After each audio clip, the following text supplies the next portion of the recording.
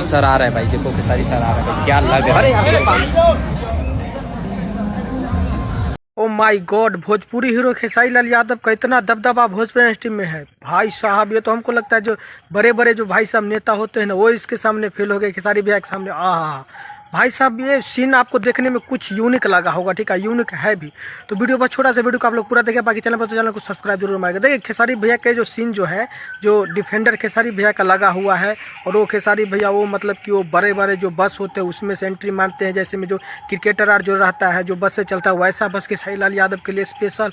और भाई साहब नीचे डिफेंडर लगा, ओ हा, लगता है कि जो शेर का एंट्री हो रहा है। और देखते हैं, कोई बोलता है खेसारी भैया, तो बोलते हैं भाई बॉस है, बॉस को तो काम ही रहता है, ऐसा देखा ना भाई साहब। ये वीडियो है ना जब तेजी से वायरल हो रहा है, वास्तव में खेसारी लाल यादव का ये मतलब भौकाल देकर ना भाई साहब मुझे अच्छा लगा। और बाकी उम्मीद है आप लोग जितना भी खेसारी फैंस को बहुत अच्छा लगा होगा।